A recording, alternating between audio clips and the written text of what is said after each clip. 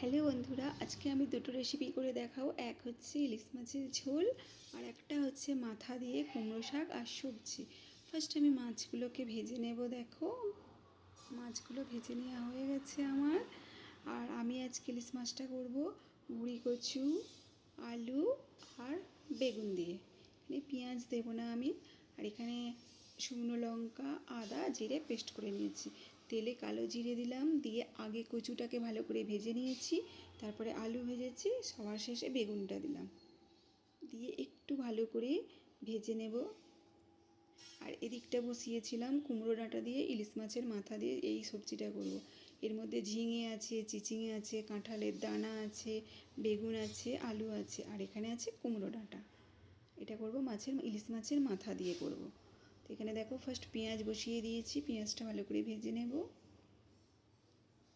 নিয়ে এবার সবজিটা দিয়ে কিছুক্ষণ ভাজবো।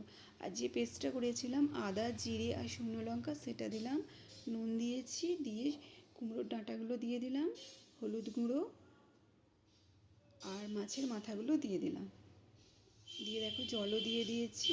দিয়ে এবার এটা আস্তে আস্তে এখন হতে থাকবে। বেশি জল দিইনি, অল্পই জল দিয়েছি, দিয়ে এটা আস্তে আস্তে হবে।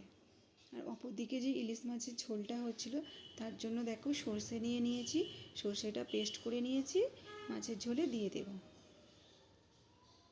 একটু পাতলা পাতলাই ঝোলটা করেছি। এবার ভেজে রাখা মাছগুলো দেব, দিয়ে 1-2 মিনিট ফুটিয়ে নিয়ে নামিয়ে নিলেই আমার কচু, আলু, বেগুন দিয়ে ইলিশ মাছের পাতলা ঝোল রেডি।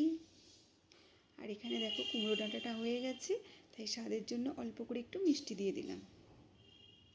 সবজিগুলো দেখো কত সুন্দরভাবে হয়ে গেছে। তো আজকে দেখো আমার দুটো রেসিপি কেমন লেগেছে বলো।